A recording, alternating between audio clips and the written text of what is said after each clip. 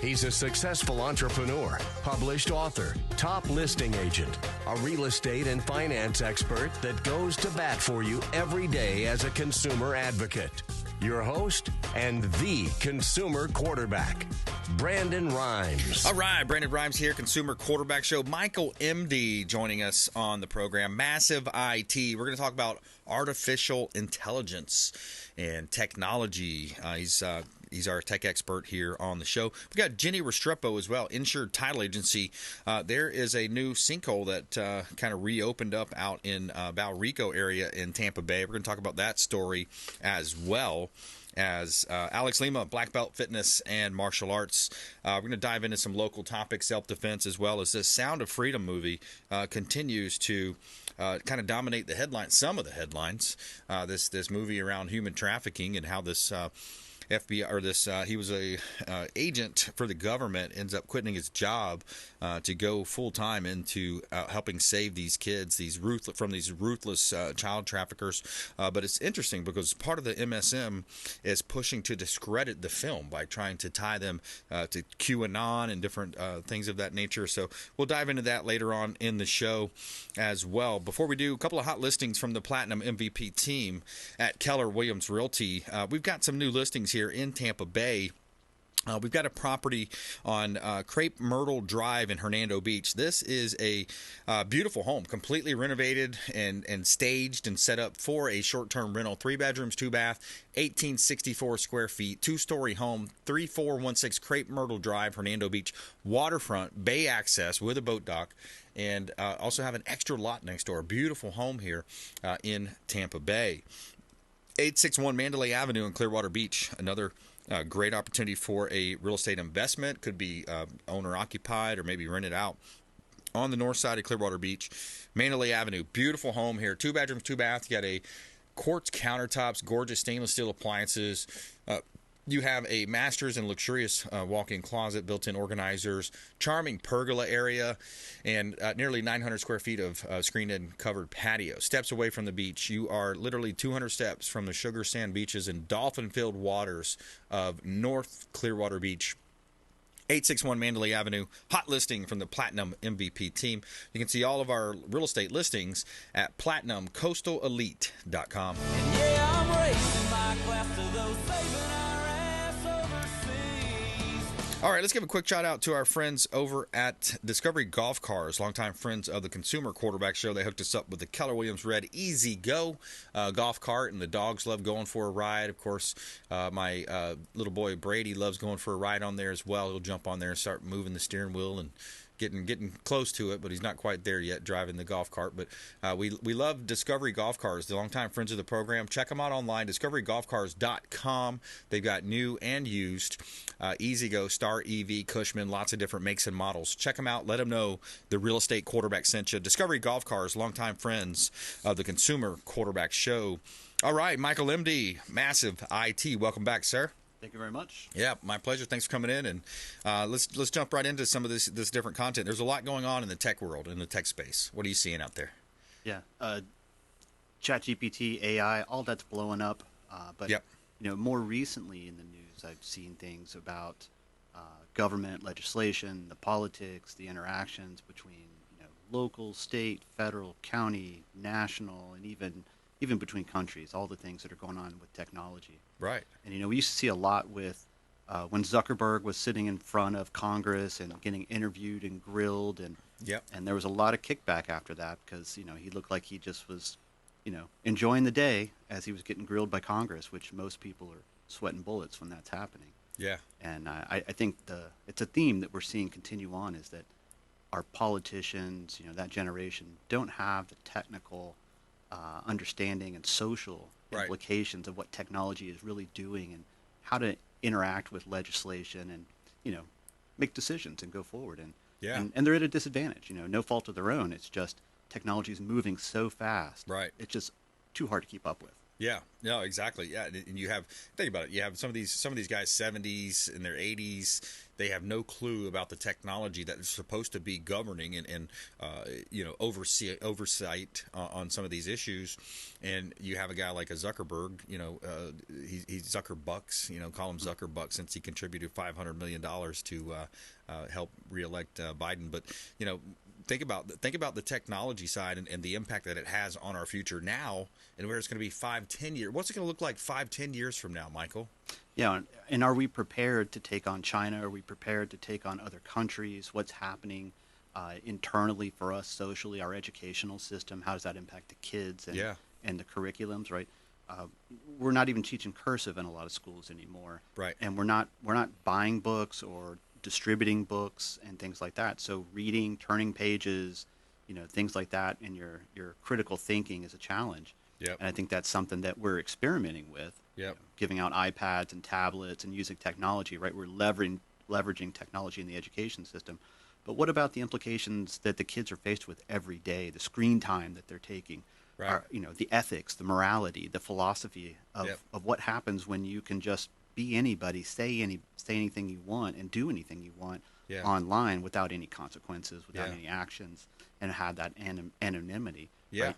Because you have to have responsibility right. with what you're saying and what you're doing and what you're seeing, what you're consuming, what you're generating. Yeah. And I think that's not something that we're fully embracing or prepared for right now. So I think ethics and morality needs to become as common as, in Florida, Spanish, right? Yeah. We're teaching Spanish as a required course, foreign language as a required course. So whether you take French, German, Spanish, or Italian or anything else, why aren't we requiring ethics and morality or philosophy as a core, curriculum component in our education system? Yeah, I remember back in the day, you had home ec classes and some of those. Yeah. But that's a great point you make, because critical thinking, these skills on why because a lot of times you'll see statistics, right? Even as adults, you'll see statistics and you say, oh, well, this study showed this, or this survey showed that. Well, you got to ask the deeper questions. Who paid for the study? What question was asked to come to that answer? So I think I agree exactly what you're saying. A lot of times these younger generations, they don't understand how to critical think. They don't even understand the component of, why would I critical think? The government tells me it should be true, right? And we've seen so many different things coming out through the Chinese virus, the pandemic, COVID, these things coming out about the efficacies and these different things, CDC. Man, there's a lot there, a lot to unpack. I want to just play this clip here to get you. We'll kind of go to this podcast. This is Ben Shapiro kind of commenting on, and in the beginning, before he gets to this part of this clip, he's talking about how using calculators has, kind of hampered, kind of hamstrung some of our thought processes, like you were saying. So what's the purpose of reading? Why do you really need to read? And it's a good question, right? It's worth thinking about. What skills do we need to preserve as human beings? And which ones do we not, right? He said, do you think about how you don't know how to plow right now? Are you like sitting around thinking about, man, I lost that skill set of plowing? But it seems to me that there are certain mental activities that are deeply embedded in the human brain, and that wiping them away is going to leave us enervated in particular ways. We've got to be very careful, particularly with how we use AI technology to augment child education. Right? This was the thought during COVID, right? Is that we were just going to Zoom educate all the kids and it was going to be totally fine. It turns out that's not the way the human brain works. Yeah, and going back to the point you made earlier, too, about the morality and the ethics, in the 50s and 60s, every family almost in America had a Bible at the center of the family, and it was sit down, have a dinner, and, maybe dad, the head of the household, right, the father of the home, the head of the household, breaks out the book, and you read a little bit, and you teach the kid about the Ten Commandments and, why it's so, and how these came about, and how these are eternal truths. There's a quote, too, on Dennis Prager's book I've been listening to lately, the Rational Bible series. There's a quote where he talks about the ethics and the morals. He says something to the effect that wisdom begins with the fear of God. Mm-hmm. Just something as simple as that. I mean, wisdom, and that's the problem with a lot of these intellectuals. They go to a major Ivy League school and they think they're so smart because of their IQ. Well, you're actually maybe book smart. Yeah, you can build a bridge, science, technology, engineering, math. You're smart there, but you have no wisdom because you don't know how to treat other people, or you don't know these basics of life, these basic tenets. Yeah, social interactions, right? Yeah. Personal accountability.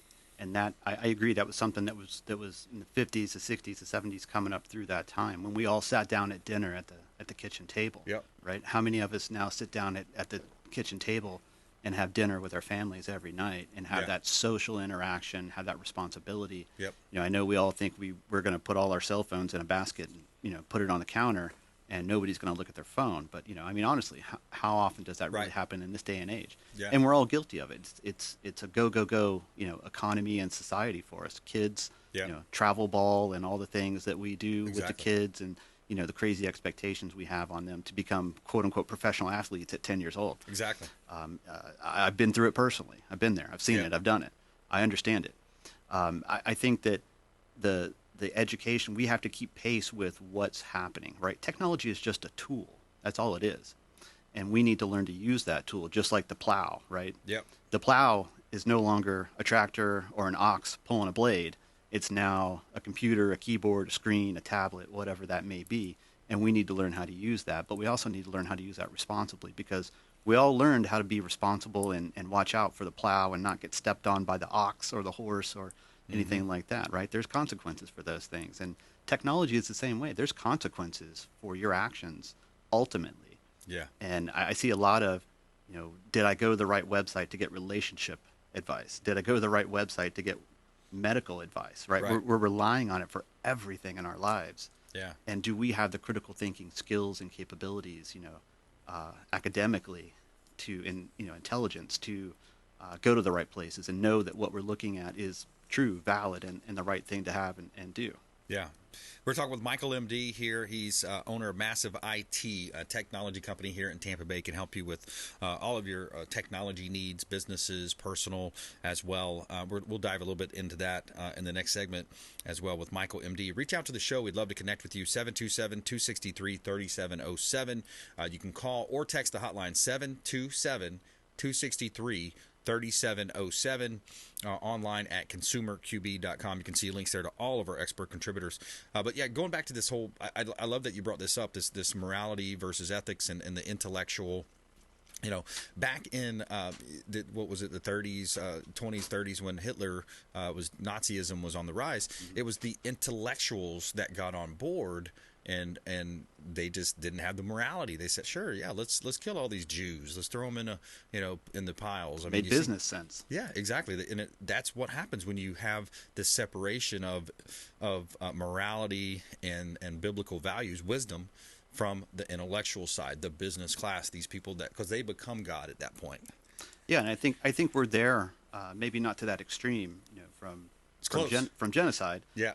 Maybe close in some places, but I think we're there again because we're having China come in, acquire land, real estate, businesses, companies, technology, Silicon Valley, et cetera, and taking on these core assets. Yeah. Right, because gold, silver, real estate, right? Those have all been our traditional assets, our core assets from an economic standpoint, right? Oil, petroleum. Yep.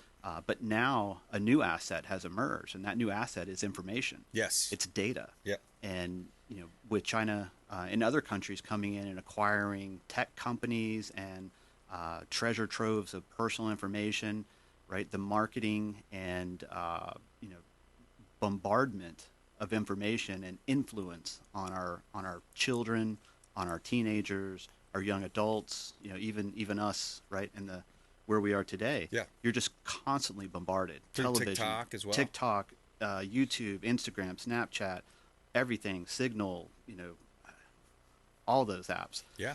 You're just bombarded and influenced every day. And, when someone just says something to you casually on the street, you go, oh, that's not interesting, or that's not funny, or you just keep walking. Yep. But when they're constantly with you everywhere you go, at home, in the car, at the office, and that's what social media is. It's with you everywhere. Yeah. And the continual bombardment begins to shape your thinking. Yeah. And if you're not prepared for that mentally, intellectually, then you just become a product of that marketing, a product of that influence. Exactly. You fall in line. Mm-hmm. You become one of the sheeple. Let's take a quick break. We're going to leave it there. Coming back more with Michael MD, Massive IT, on the Consumer Quarterback Show. Elon is about to launch a new AI technology as well. I think it's to compete and to have another line of thinking, because when you have AI, it depends on who's programming who the programmers are for the programming, right? So I want to touch on that when we come back. More with Michael with Massive IT, Michael MD, on the Consumer Quarterback Show. Later on, Jenny Restrepo, title insurance expert contributor. Talk about sinkholes. There's sinkholes opening up throughout Tampa Bay as well. Alex Lima coming up as well. Consumer Quarterback Show, consumerqb.com. Hey, everybody, it's the captain, Matt Bruce, and you're listening to my buddy, Brandon Rhymes, a consumer quarterback. Sell, Brandon, sell. All right, welcome back. Thanks for hanging out with us here on the Consumer Quarterback Show. Had an uptick in calls last week. We appreciate all that are supporting the local show here by supporting the local economy, supporting the program, consumerqb.com. We got Michael MD, Massive IT, our tech expert contributor here, coming up here. More from him in just a moment. Before we do, a couple of hot listings from the Platinum MVP team at Keller Williams Realty. We always feature our listings as a way to help sellers maximize the exposure and the profit. We actually have a co-listing here with 530 Heaton Forest. This one's in North Carolina. This is from the Keller Williams professionals in North Carolina, Bill DeVore real estate team. 11 bedrooms, 10 baths, 10,000 square foot home, luxurious oasis in High Hampton, multiple acres. I think it's close to 20 acres of land. Beautiful property, 2 structures there in Heaton Forest Road, one of the most exclusive areas in all of North Carolina. On a golf course community. Michael Jordan, some of the largest, biggest celebrities are hanging out there at these different places. So the 530 Heaton Forest Road, kind of a co-listing that we have with Bill DeVore and his group up there in North Carolina. Great opportunity to own real estate there in the Carolinas. We also have a beautiful property here. Great opportunity at 7202 US Highway 301 South. This one's in Riverview. You've got multiple vehicles a day passing by, close to 50,000 vehicles passing by. This is one of our commercial listings from our real estate team. You got a corner lot here, commercial property, 2 parcels, 2 building parcel that is 1,300 square feet on one, about 1,768 on the other. Great opportunity to own a commercial property here. You've got a mechanic shop, muffler shop, and next door is a barber shop, but that could be an insurance, real estate, mortgage, title, any type of professional office. 7202 US Highway 301 South in Riverview, and you can see all of our listings at platinumcoastalelite.com. Somewhere sunny and 75. All right, Michael, before the break, we kind of teased a little bit about Elon. He's about to launch, or maybe just launched, a AI company, I guess, kind of competing to some of the other competitors that are already out there. They have a pretty significant head start. But talk to me about that, because when you think about this artificial intelligence, it's really who's programming the machines, right? Yeah, more or less. What's the data behind it? Because AI is just looking at some data somewhere and making decisions and analyzing and putting something together to spit back out to you. That's Right. all it is, right? It's garbage in, garbage out. Right. And I think Elon, early on when he was working with OpenAI, he thought it was an interesting concept, but quickly identified, like, hey, wait a minute, this is dangerous. This is handing an AK-47 to a toddler. Yeah. And that may not be a good idea. Yeah. So fast, right? Let's wait till they grow up. And so he backed off of that, and now he's seen that they've unleashed it. The Kraken's out, the genie's out of the bottle, and they're moving forward with it. So I think he's now building his own to maybe try to help influence and reshape AI and how that's delivered. And hopefully, we'll see, he put some best practices together, some guidelines, right, some feedback, and maybe exposes some of the soft underbelly of the AI world and what is being done or what could be done. Because I think now you're starting to see the creep of AI into all kinds of products. Right. Everything is now mobile apps and everything Yeah. AI enabled, right? Chat GPT enabled. Right. And so that's helpful on the surface. Right. But what's happening underneath? What data is being harvested from that, and what's happening to that data? Who gets it? Who do they give it to? all kinds of questions. Yeah, unintended consequences. What could happen from that? Just a couple minutes left here, but Washington, here's a new, this is about the US EU clinch new data privacy pact. Washington has reached a deal with the European Union on how to better protect the privacy and data of those belonging to EU residents when their information flows to the U.S. Meta, Google, and other tech companies have been in a legal limbo for several years. It came to accusations overreach by the intelligence agencies. Tell me about that.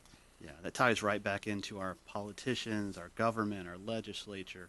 Tech moves so fast that we can hardly keep up with the unintended consequences. Exactly. Right? We don't know what's going to happen. You know, this is the difference between engineers building something to solve a problem, right? Smart guys doing amazing things versus what are the social impacts? What are the economic impacts? Yeah. What are the legal impacts? These are things that the engineers aren't necessarily thinking of. They're solving a technical problem. Yeah. And this is very common in our industry. We have data centers all over the world, right? Microsoft has data centers everywhere in multiple countries. Amazon, Google, they're everywhere. And your data could be here in the U.S. initially, but they're going to move that data, copy it, replicate it out to another location for redundancy. What if something happens to this data center? We need it somewhere else so we don't lose it. Mm-hmm. We're responsible to you as a consumer. Right. And that's the engineer's view.